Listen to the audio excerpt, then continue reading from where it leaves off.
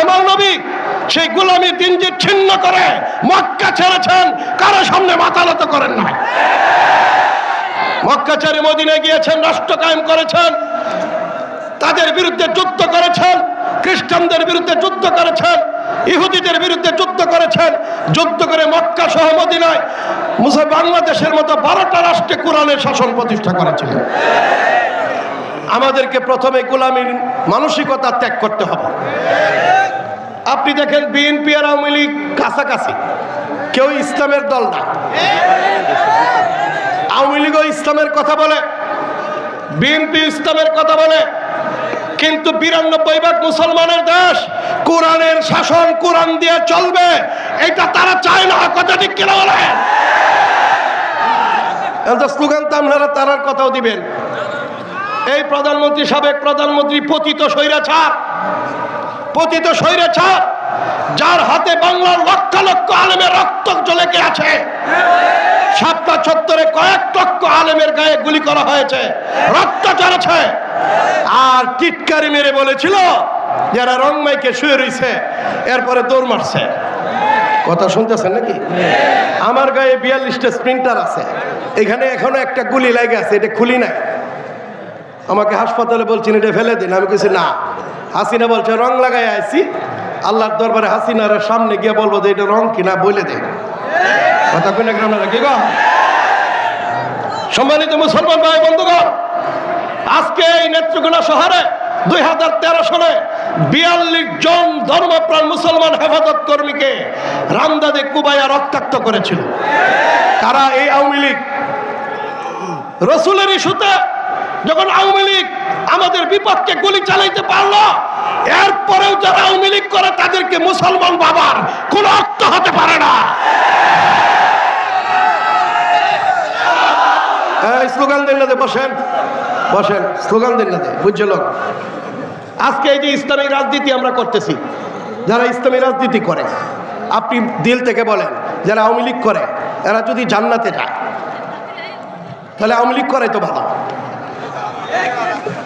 আগে বস শুনছে সবকিছুর উদ্দেশ্য দাওয়াত, তালিম, তাজকিয়া, জাত, উদ্দেশ্য হলো জান্নাতে যাওয়া। আওয়ামী লীগ করেও যদি জান্নাতে যাওয়া যায়, তাহলে আওয়ামী লীগই করি। বিএনপি করেও যদি জান্নাতে দেওয়া যায়, বিএনপি করি। তাহলে এই হুজুর কেন, ইমামতি কেন, এই রাজনীতি কেন? এই প্রশ্নের সমাধান আপনাদেরকে দিতে হবে।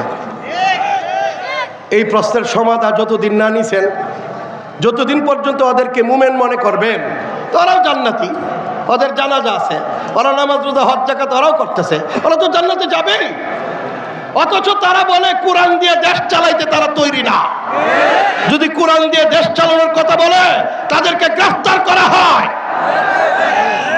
আবু জেহেল কোরআনের শাসনের কথা বলার কারণে, কোরআন দিয়ে মক্কা চলবে এই কথা বলার কারণে বলেছিল না আমার পার্লামেন্ট দারুণ নব্য থেকে যে ফয়সালা হয় এইটা মানবো, তোমার কোরআনের কথা আল্লাহর কথা মানবো না।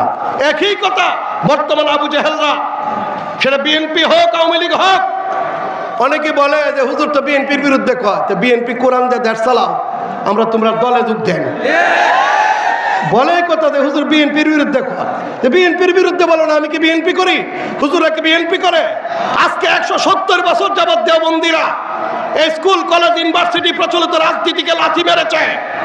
এইগুলোকে বন্ধ করে কোরআনের শিক্ষা, কোরআনের আইন চালু করতে চায়। 170 বছর যে কোরআনের আইনের জন্য আমরা অপেক্ষা করছি, এই শিক্ষা বয়কট করেছি, এই সিলেবাস বয়কট করেছি, এই আইন বয়কট করেছি, যুদ্ধ করছি, কষ্ট করছি, কিসের জন্য? কোরআনের আইনের জন্য। আর তোমরা এই কোরআনের আইন চালু করবে না, আর তোমাদের পক্ষে আমরা থাকবো, এটা হতে পারে না। আমরা তো শিক্ষার্থী শুনছি, হুজুর এই ইলেকশনে দাঁড়ালে 3টা ভোট দিত না। ভোট দিবেন, কাকে ভোট দিবেন? হাত উঠান দেখি ইনশাল্লাহ। নারায়ে তাকবীর। হাত নামান, হাত নামান। এই হাফেজ মাওলানা দেলোয়ার সবকে যদি এমপি বানাইতেছে, আপনারা কারা কারা ভোট দিবেন? হাত বাড়ান। মাশাআল্লাহ, হাত নামান। শুনেন, এই নেত্রকোনা সদরে বিএনপি থেকে ডক্টর আনোয়ার সাহেব, এই টিটু সাহেব, মজিবুর সাহেব, আরো অনেকেই নির্বাচন করতে চায়। এরা পাশ করে বাংলাদেশকে মানুষের আইন দিয়ে চালাবে। যে আইনে এই বাংলাদেশে জিনা হালাল, জিনা বৈধ, সুদ খাওয়া বৈধ, মদ খাওয়া বৈধ, একটা হারামকে হালাল বলার কারণে যদি কাফের হয় তাহলে এরা কি? আল্লাহ পরিষ্কার বলেছেন, আল্লাহ ইয়াহকুম বিমা আনজালাল্লাহ ফাউলাইকা হুমুল কাফিরুন, যারা কোরআন দিয়ে দেশ চালায় না এরা কাফের। অথচ এরা কোরআন দিয়ে দেশ চালায় না। তাহলে আপনারা মুসলমান বটে, ঈমান নাই।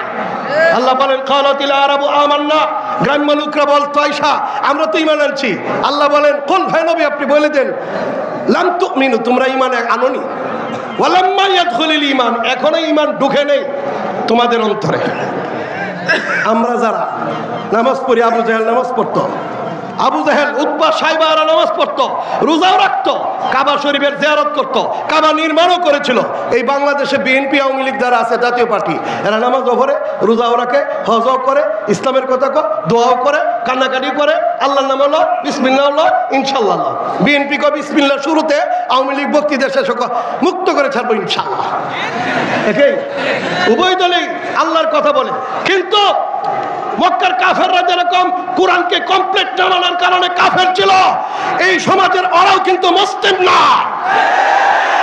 এই ফতোয়া আমার না, কবে হুজুরে কইছে না, আল্লাহ বলেন ওমাল লাম ইয়াহকুম বিমা আনজালাল্লাহ, যারা আল্লাহর আইন দ্বারা বিচার করে না, দেশ চালায় না, ফাউলাইকুমুল কাফিরুন, এরা কাফের, এরা জালেম, এরা ফাসিক। সুতরাং আর কত নবী 13 বছর দাওয়াত দিয়ে মাইর শুরু করছেন, আমরা দাওয়াত দিছি বাংলায় 53 বছর, এখনো কি মাইরের সময় হয়েছে না? এখনো হয়েছে না? আর কত, আর কত? ইসলাম কায়েমের 3টা পদ্ধতি, একটা হলো ইলেকশন, গণতান্ত্রিক পদ্ধতি। বুড়াবুড়িতে বাংলাদেশে দেখছি একটাও ভোট দেয় না, বিড়ি খায় মাইরে দেয় হারায়।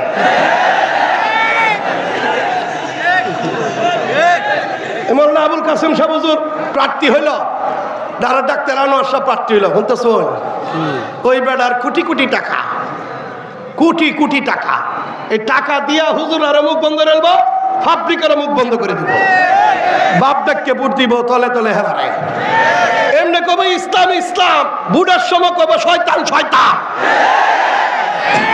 আমি এই নেত্রকোনা সদর বারহাট্টা আসন থেকে আমাদের পক্ষ থেকে যাকে প্রার্থী ঘোষণা করা হয় তার সাথে কাজ করবেন ইনশাল্লাহ। তাহলে প্রত্যেকটা গ্রামে গ্রামে কমিটি গঠন করুন, নির্বাচন কমিটি।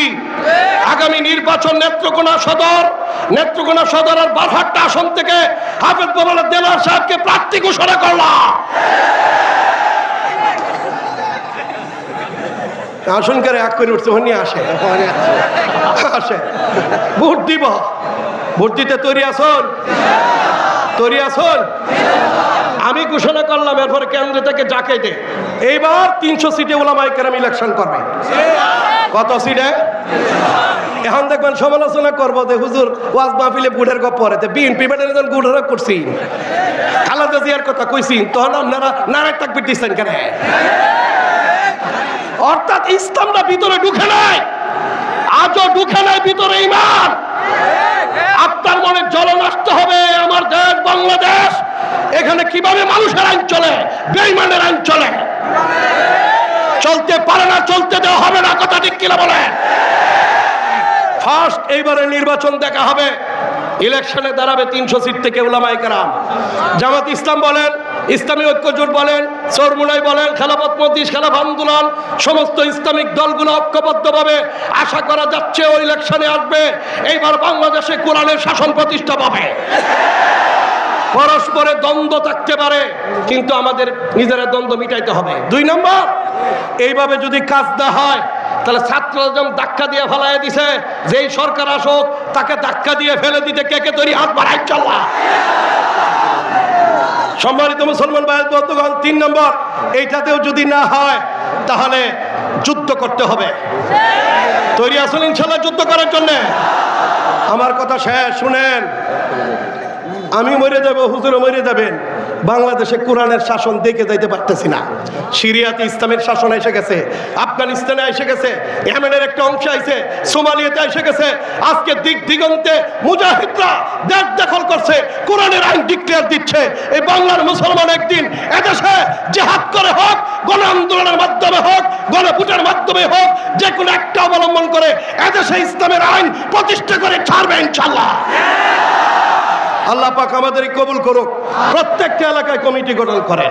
আটপাড়া কেন্দ্র ওই সিট থেকে প্রার্থী দেওয়া হবে, মোহনগঞ্জ মদন খাইলাদুরি থেকে প্রার্থী দেওয়া হবে, দুর্গাপুর কলমাকান্দা থেকে দেওয়া হবে, পূর্বতলাতে দেওয়া 5টা সিট থেকে 5 জন আলেম দাঁড়াবে ইনশাল্লাহ। আপনারা ভোট দেওয়ার চেষ্টা করবেন, গণ আন্দোলনের জন্য প্রস্তুত থাকবেন, জিহাদের জন্য প্রস্তুত থাকবেন। এই নেতৃগণতে আলেমদের মধ্যে কোনো বিরোধ নাই, সব একাকার। আমরা যদি সবাই সমস্ত দ্বিধাদ্বন্দ্ব বলে এক হতে পারি, আপনারা ইসলামের সাথে এক হতে পারবেন তো ইনশাল্লাহ।